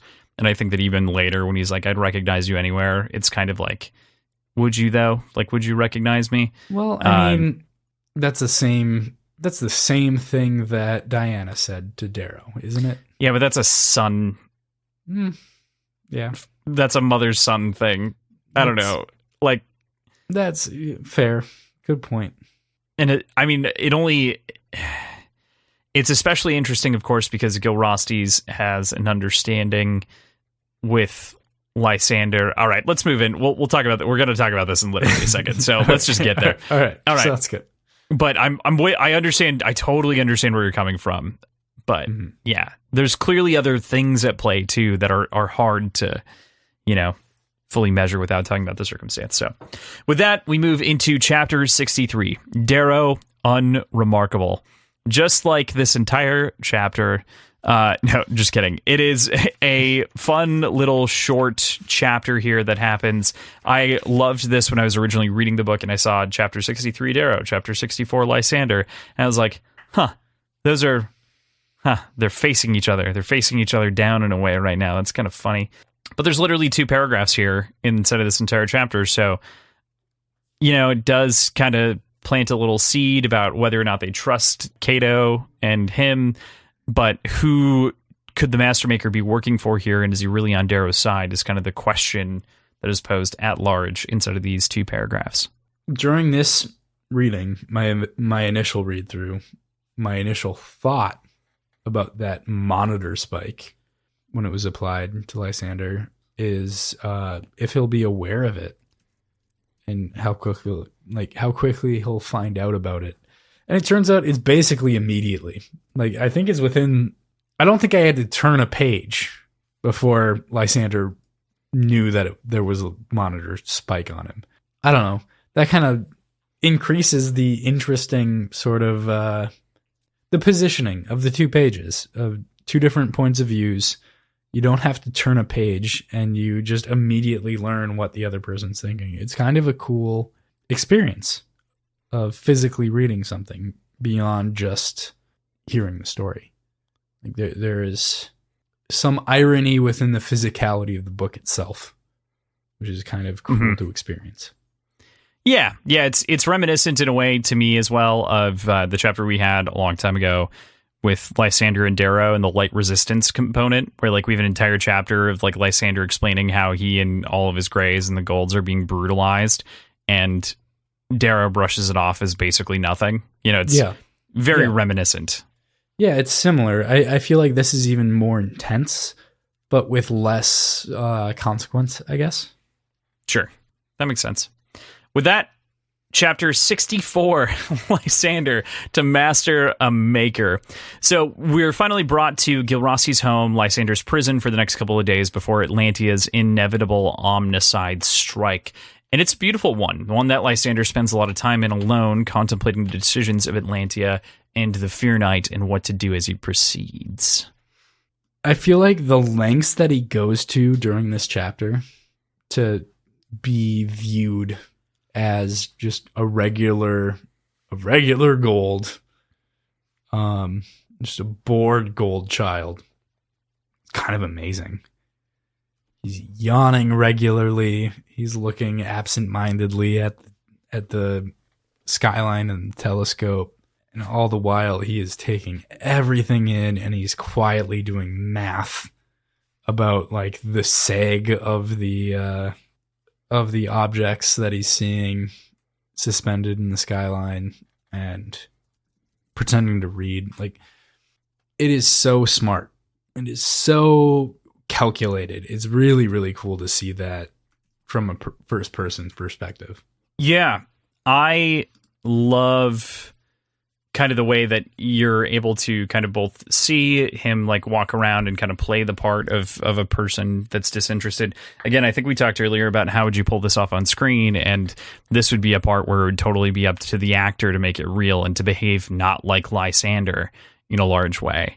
And I think that could be really, really great, and a lot of great fun that could be had as he like goes in the bath and he's like playing around and doing all of these other things that are fruitless and are actually stressing out Lysander in the back of his head as he's kind of considering what he has to do. This is another one of those sort of situations where I'm trying to figure out how you would do this without narration over the top of it, to know what he's actually thinking, because the entire point is to make him look like and seem like he's not actually thinking about anything. Yeah, right.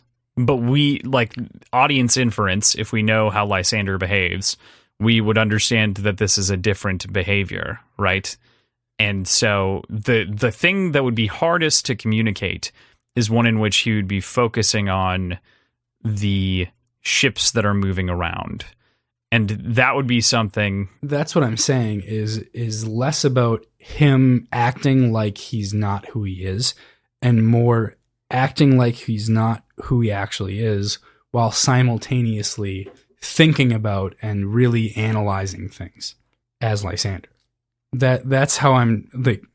That's something I feel like you would need external narration to really convey. You don't.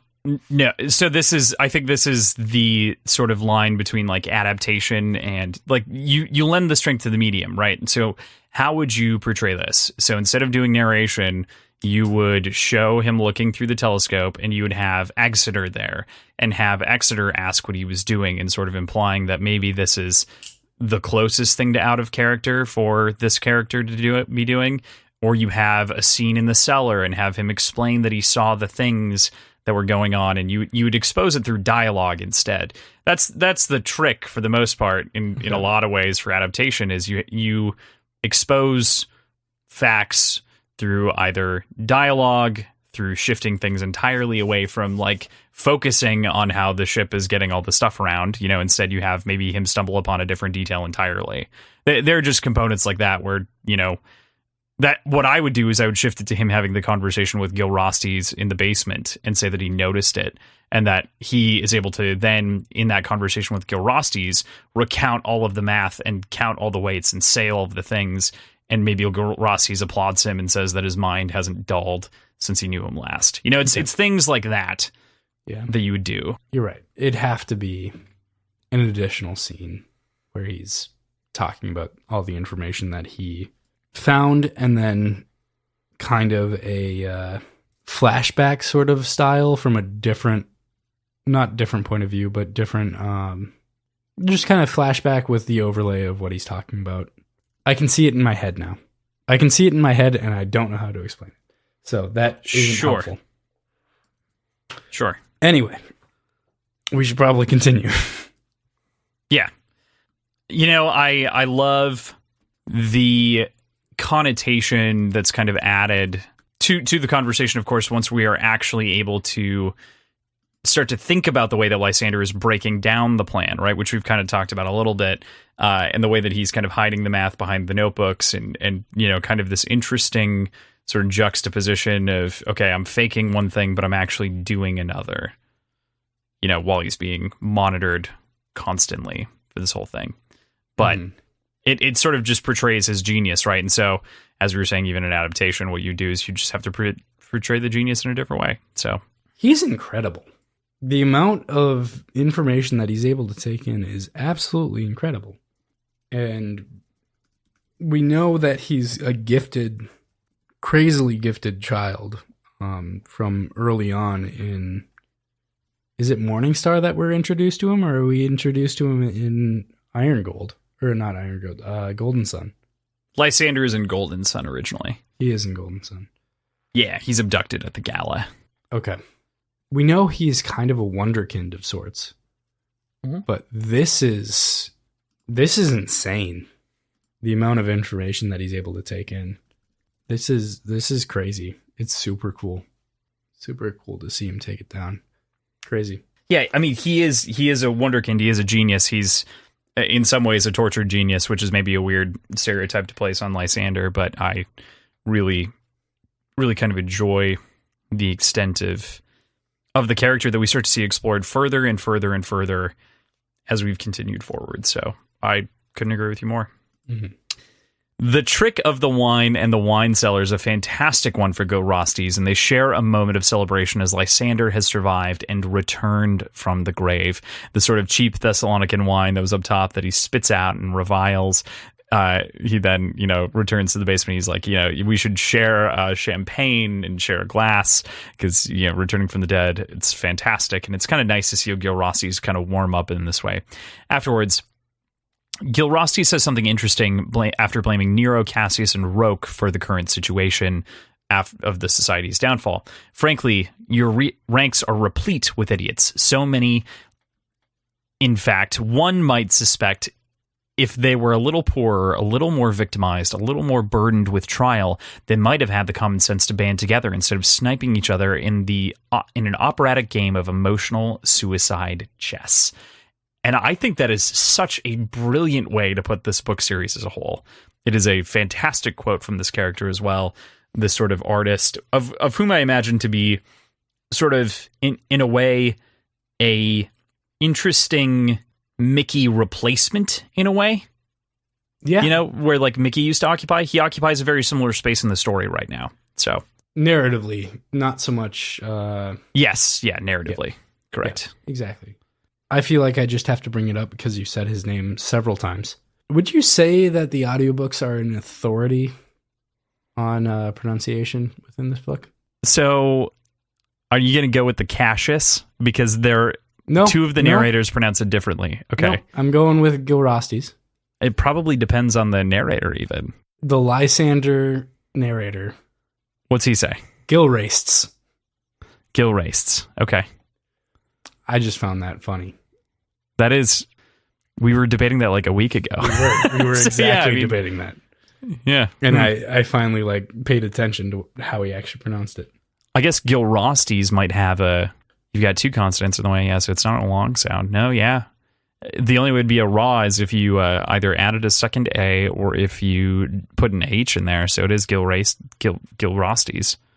That's how we say it. Gilrastes? No, sorry. What was it? Gilrastes. Gilrastes. Gilrastes is correct, yes. It is Gilrastes. So it is completely different than how we've always said it. Correct. Okay. Does that mean I'm going to change? Absolutely. Maybe. Should we? I am inconsistent as hell. If nothing, I am the most consistently inconsistent person here. So, that's fair. Atlantia, Adaltalia, every once in a while, Atlanta. I don't know. You say Atlanta a lot. Yeah. I feel like we fall into a groove. Like right away when there's a new character, we kind of bounce around a little bit, but we fall into a groove and seem to keep with it. Sorry, completely off topic. I just figured I'd mention that because I don't know. I just thought of it, and you said his name a bunch of times.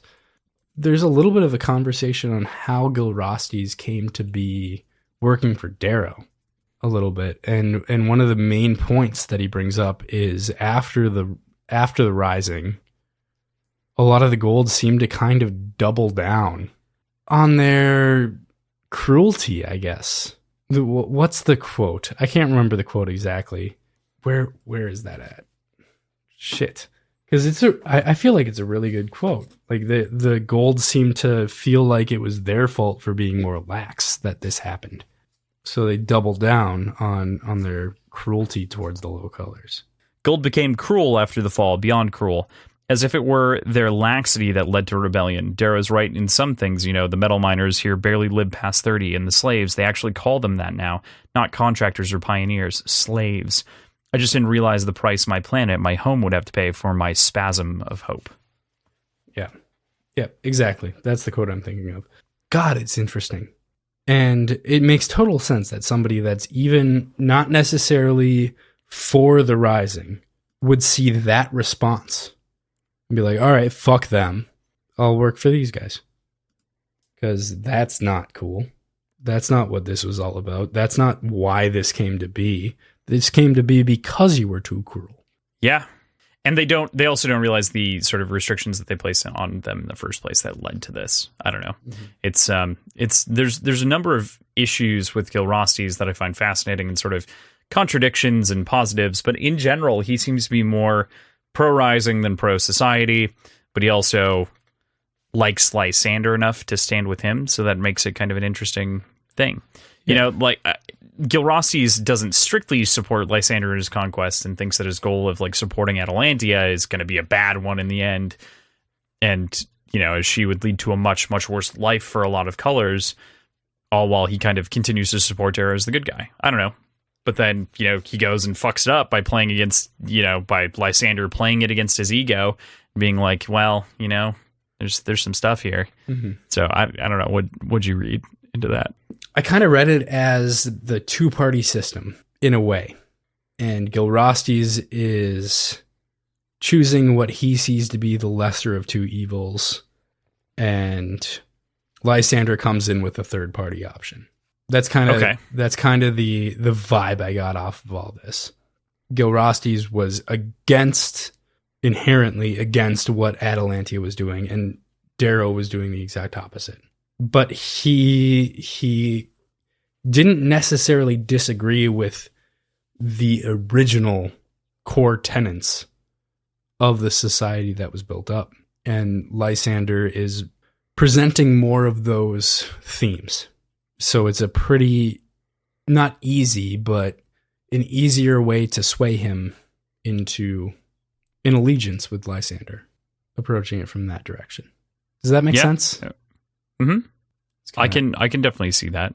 I think it connects enough of the dots. I would say one of the big differences, of course, is that I think that in a lot of ways he sees the good in Darrow. I don't know that he agrees so much with the previous society tenets, but he also sees more good and more history in Lysander, his good dear friend, one of his few friends, apparently, you know, in his entirety of his life. So I think that he sides with that, of course, a little bit stronger, a little bit more clearly. And he can believe in Lysander leading something better than either of the other two. So right. It's part of the reason he chooses that. There are, of course, other connotations that happen at the end with other folks, but we'll get to that in a moment. Hey, PJ, can you guess who wrote the poem on page 540 when that Lysander recites to Gilrastes? I know this. I know this one. It's Stephen King, right? Because Stephen King is such a poet. Actually, he's in his short story collections. He's published a number of pieces of poetry. This is why I said that, Crossland, because you... But as though Pierce Brown was going to put Stephen King into the fucking book. PJ, it's Rudyard Kipling, of course. Who else would it be except for our boy Rudyard Kipling? This poem, our boy. This poem is called "Cities and Thrones and Powers." It's a short 3-stanza poem. Highly recommend everyone read it. It's great. He's clearly quoting it in order to kind of evoke a call to works that will outlast the maker, and so Lysander is kind of directly tying that into Gilrastes' ego as he remembers kind of his favorite poem and he recites it to him. It's interesting because it also ties into the conversation a little bit later that happens about the blind copper a little bit if you read the whole poem. But we'll talk about that in a second.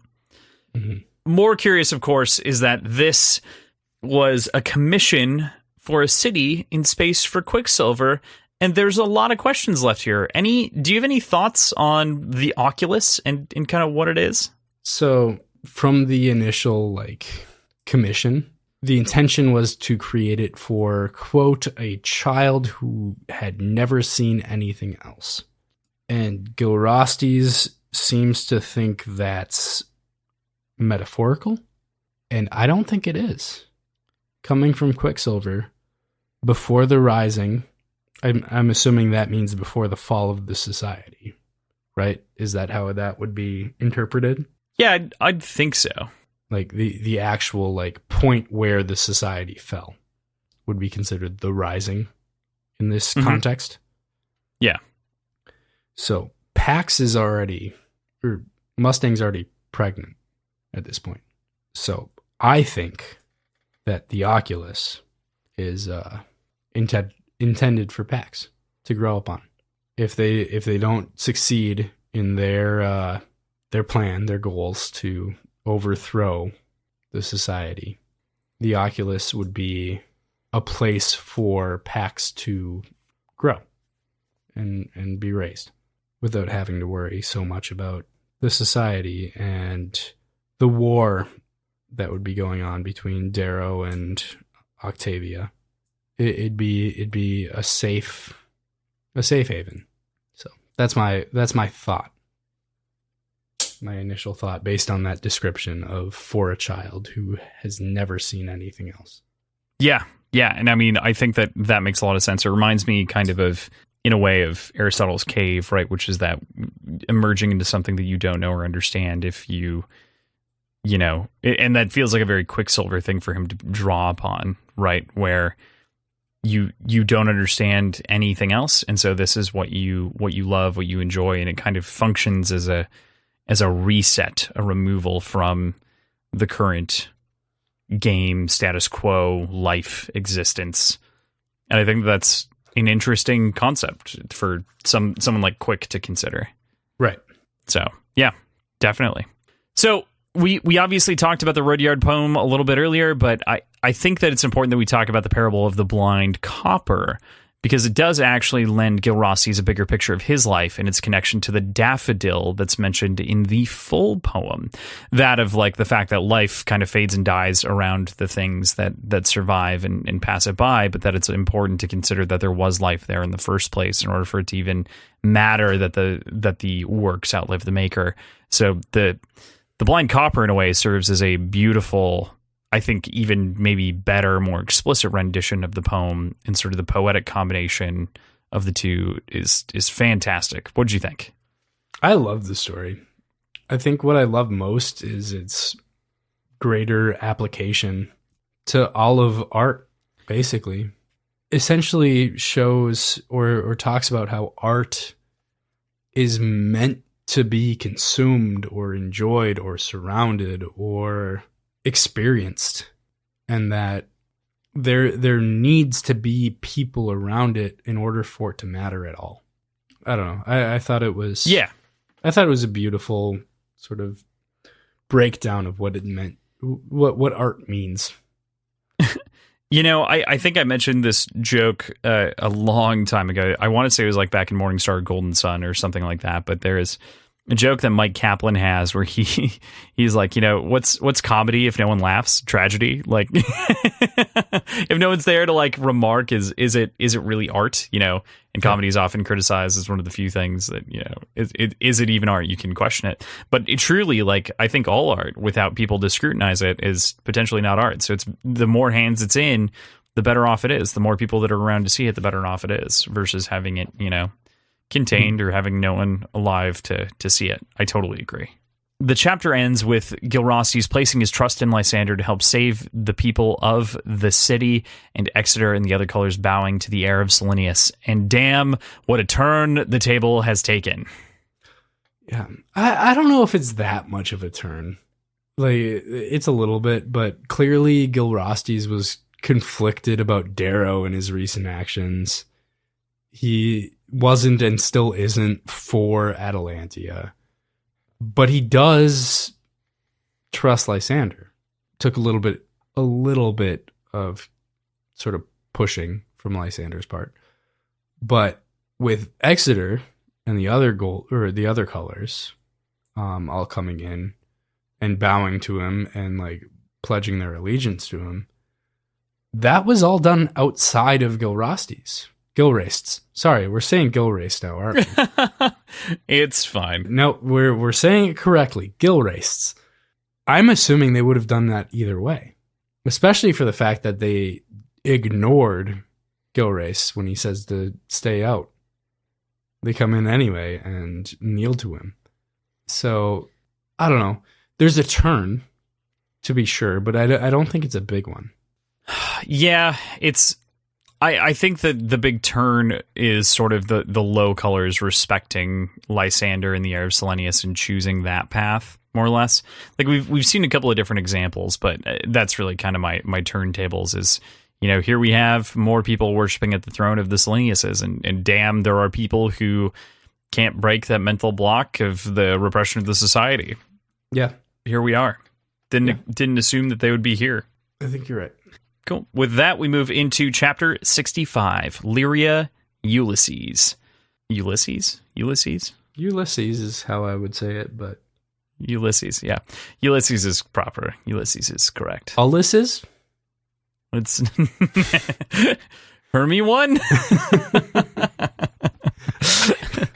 I'm convinced. All right, first of all... That's not right. No. I don't remember it. I'm convinced that I said that in my head. I'm convinced in my head I said, say this as wrong as fucking possible. That still could be considered right. You said it wrong so many times differently, and none of them were correct. I think all of them are correct. I think you're wrong. None of them were correct. I genuinely don't remember what we were talking about. That was such a long episode. Fuck. That wasn't this last episode. Oh no, this was 2 episodes before that. This is right. Never mind. That was a very drunk episode. Fuck. So with that, chapter 65, Lyria, Ulysses. Right off the bat, in some form, we get confirmation that Victra for sure has an understanding of what's going on with Lyria, and as she's dubbed it, the parasite. But more interesting part of the intro, of course, is that they've been running through the woods for the better part of 2 weeks, and the pressure is mounting as they insult each other, as everything has been going on between them. I love the banter between the women here and finding Victra's insults to kind of be this comforting humor while they're trying to figure out what to do next. Mm-hmm.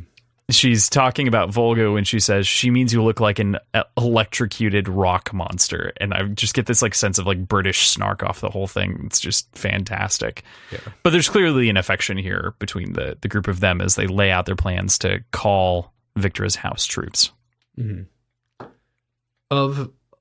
They talk a lot about how there were insults thrown back and forth for the entire time that they were traveling together, but of the ones that are actually said on page, my favorite is Victra calling Volga a geriatric walrus. That is absolutely my favorite one. Yeah, that one, there were so many good individual call outs and moments here between the group of them. But there is some camaraderie being cultivated. But I feel like this chapter is where it really comes to a head and they really kind of grow together. I feel like those insults and those comments were probably not actually coming from a place of friendly ribbing each other. It was tense and genuinely so. That's kind of the vibe I got.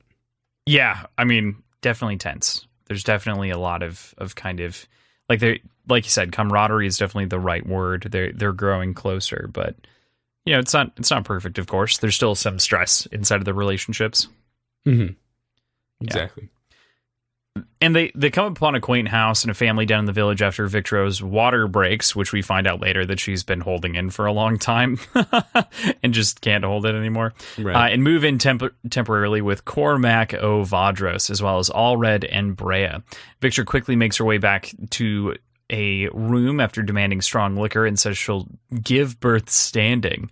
She, after receiving the water and alcohol, also hands a cryptogram to Volga for the transmitter array later. What do you make of the whole scene that we get here? We get a lot of information in kind of a short period of time, but... Yeah, it's pretty rapid fire.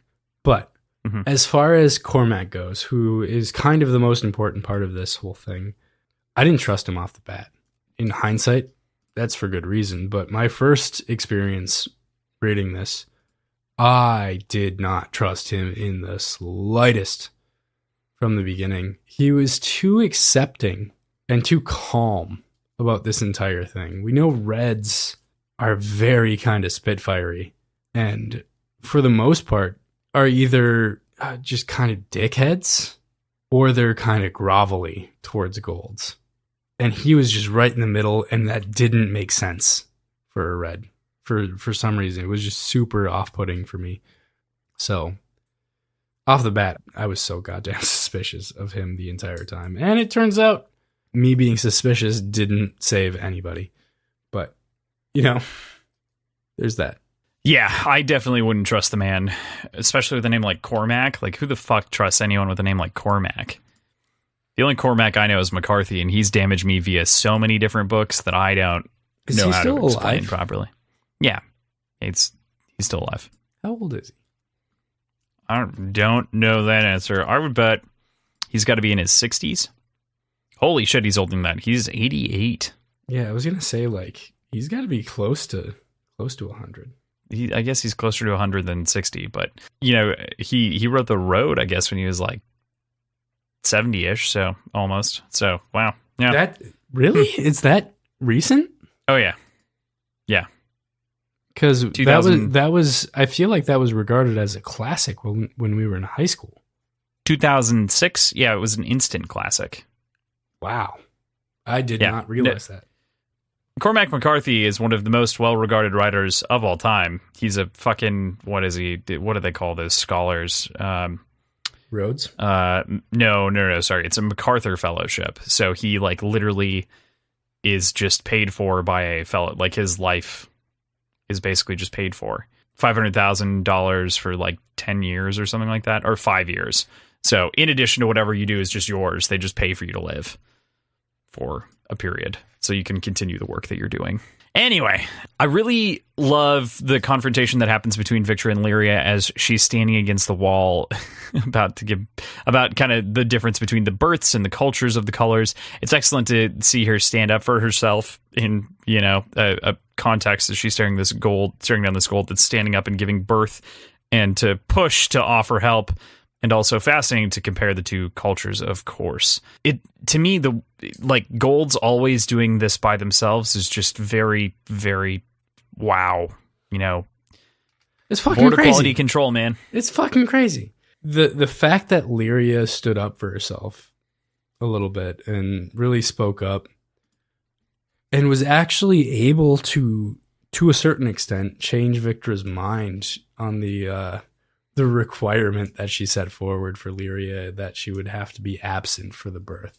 That's such a big deal. And it kind of gets glossed over a little bit, I feel like. But it's such a cool section of growth on a personal level from both of these characters, Lyria and Victra. I don't know. I really enjoyed seeing them grow in that way.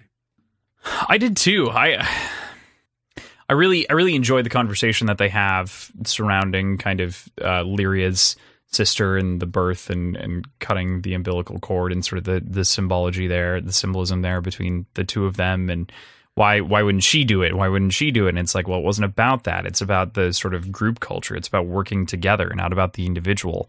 And Victor obviously has this very sort of aggressive speech, I would say, that talks about the fact that she forged herself, right? Which I think is, very, very important. And I'm going to read the excerpt here because I think it's great. They're of course starting with what Fig gave you when she died. You won't have to wait long. What is it? I don't know. Not entirely, but it was what made Fig different. I am different. I know that. I had things you didn't, but I saw evil too. Only difference is you saw the bottom, I saw the top. I wasn't born the woman I am. I made me. That's the problem with your people. You're arrogant, so busy preaching you need a clan to do everything. But take the clan away and you fall apart, like you did in that cell. So easy to blame others for failing you, for leaving you, for mistreating you. Some things are about the power of one, with what you have in your head. You need to know that. Now, if you can exist without tormenting me with sympathy, I'll show you what a woman can do by herself. But first, be a dear and tell Volga to tie up our hosts. As an unctuous girl once said, we don't know them. Yeah. It's great. It's great. It's awesome. Mm-hmm. This is something that I feel like Lyria would have just straight up dismissed Victra for in Iron Gold. I think she would have just chalked her up to another gold that doesn't understand what it means to be red. The fact that she doesn't do that proves the growth.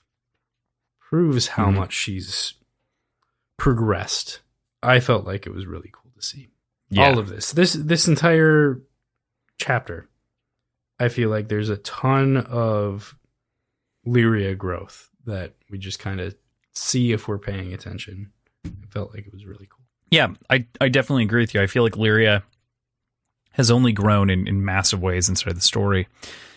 She, of course, also, after the delivery of Ulysses says, welcome to the worlds to him, which I think is a great callback to what the Sovereign says in the Hollows when the Reds emerged from their minds as well. And it's just got this wonderful, fantastic, sweet tone to it. And at the same time, with what we know happens, it is harrowing as far as a comparison goes, because it was also sort of a death knell in a way. But in the moment, it's a really, really beautiful moment between the three of them together. Mm-hmm. But like you mentioned, that's ignoring the what's to come. Not good stuff. I'd venture to say pretty bad. Yeah, I would say that it goes very poorly. We are about to have a really bad time talking about one of the moments that sticks out with me inside of this entire novel. So with that, the benediction to end the chapter, I think, is just so sweet and wonderful. And the son that Ulysses is, that Victra and Severo have, is just so fantastic. We've obviously been talking about sort of the build here, but I love the beautiful little speech that she gives to him here. It's that sort of warm, embracing tone, and it just makes what's about to happen so much worse. Yeah, I loved it in the moment. It was a super cool chapter. Just an expose a little bit on tradition all the way through, and we see this with this, as you called it, the benediction of Ulysses. And God, it's cool. It's so cool. It's so touching. It doesn't mean shit anymore. You know? Mm-hmm. It's almost immediately invalidated. So it's unfortunate for sure. With that, we go into chapter 66, Lyria, the Julii bill. But of course, as we know, the bill comes due at the end. I mean, if you're Ulysses, it comes at the beginning, I guess. Prepaid that shit. Savage commentary That aside. was a great response. That was a wonderful response, and it completely caught me off guard. That will forever hurt me that I said that out loud. So Volga's confession about also not having a womb is a really sad one, and sort of the price that lives over her right to have a child, I think, is just downright awful for her. People say that children are expensive, but 20 million credits, as we know from the payouts that they received, is just grotesquely expensive. Was it 20 million or 20,000? I think it was 20 million. Was it not? Oh, man. Let's see. 20 million. Yeah. It is 20 million. Okay. Insane. But I'm curious, going back to Iron Gold, I'm curious if this is somehow connected to her infinity with animals in the zoo. And if she actually wanted to open a zoo on Earth, or if she just didn't want to talk about her true desires of going through with a surgery like this and having kids of her own. I think there's an argument that exists for sure that, would say that the reason that she knows the cost is because she's investigated it, and it's probably because she probably wanted kids of her own. She seems like, despite the sort of naivete that kind of comes with a lot of Obsidians, just kind of part of the package from the way that they were raised, she is very caring and very kind and would make an excellent mother. And that's also why I pro her having a zoo, of course. But I think I totally agree with you. I hadn't thought about that before. Be curious. But yeah, she obviously wants the option to have kids. She's clearly looked into this procedure and what it costs, because she knows what it costs. And she had this real passion when she was talking to Lyria about it. It was intense. This is something that she really, really genuinely cares about. Yeah. Without a doubt. Oh, man. It is something that she really cares about, and I wish that she, had the option. And I guess we'll get to explore probably her more. I don't know. Maybe. Who knows? But it all explodes in classic Piercy Boy fashion. Bria is revealed to be the wife of Cormac, who's been in the house. Also, she cuts her hand open to put her red hand on the window to signal to Lyria since she cannot speak. Allred is blown to bits by Lyria upon re-entering the house, and Cormac is revealed to be a member of the Red Hand as well. Hell, the whole village could be a member of the Red Hand. Victra, of course, runs away with Ulysses swaddled while Lyria is trying to take care of Bria, coming to the realization that this is actually, his wife, of course, is mentioned. She runs after Victra, chasing her up a hill into the highlands, losing her tracks a couple of times. She makes her way back to the village, inspecting a splash of blood and a number of kind of corpses strewn about, and finds Ulysses nailed upside down to the trunk of a tree. Oh, fuck, man. This is the worst ending that you've given me so far. Like, this is fucking terrible, man. Like, this is horrifying. This one hurts, dude. Yeah. Like, there's no other way of putting it. Like, this is painful. We've known about this kid that's been coming for books now, and it's came due at the same time as the bill for the Julii. Mm-hmm. It's fucking awful. Does paint a really despicable picture for the Red Hand, though, of course. So yeah, there's definitely something there. Did you have any other thoughts on the way that this chapter ends before and including the death of Ulysses? I just feel like there were so many red flags. I feel like there were so many problems, and God, I wish they would have heeded them. Yeah, I mean, they didn't want to do the evil thing and kill the evil people, right? Especially when we put these chapters right up next to each other with the conversations we've been having with Lysander and Atlas for a good chunk of this story. It's tough to comprehend and chew, even. Atlas has constantly said evil deeds, begetting eviler deeds, and kind of that whole conversation, and how does one extract revenge, and is this revenge against the Julii for the stuff that happened in the mines that was explained here as well? Is this there are any number of components that come due, some of which Victra had nothing to do with, or so little to do with because she was in her youth. There's a lot of trouble there. Yeah. All right. So, PJ, that is it for this week. With that, we move into PJ's predictions. Your first prediction here is, does Darrow sniff out Lysander's stank? You think? Nope. I think Lysander will... I think Lysander will reveal himself after it's no longer advantageous for Darrow to know. Shit's going down anyway. So... really, I think Lysander will reveal himself, and Darrow will learn who Lysander is. But I think it, from the perspective of Lysander, it'll be too little, too late. I don't know if that'll be true, but from his perspective, he'll choose when to reveal himself, as opposed to getting found out. Okay, all right. So next question here. Lysander knows about the project Gilrastes is working on from some comments along with his own deductions, Gilrastes, whatever, while looking at the telescope. What does he do with that information? Or he'll be using the information to think up ways to use it against Darrow, and collaborating with Gilrastes on how to navigate lying about what he's doing and the progress that he's making on the project, and because obviously, all right, I'm going back. Gilrastes is right. There's no way it's not. That sounds way better. Fuck the narrator. Gilrastes. Yeah. I can't do it. I can't do Gilrastes. But Gilrastes is obviously going to be the one that's great at designing things.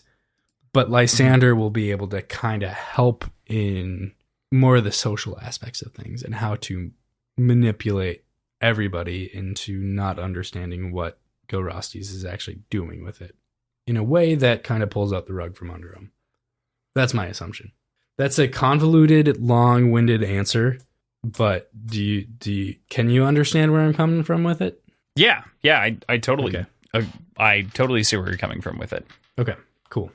So, at the end of this week, Lyria is left cold and alone with the corpse of the youngest Barca nailed to a tree. What, if anything, does Lyria do in reprisal?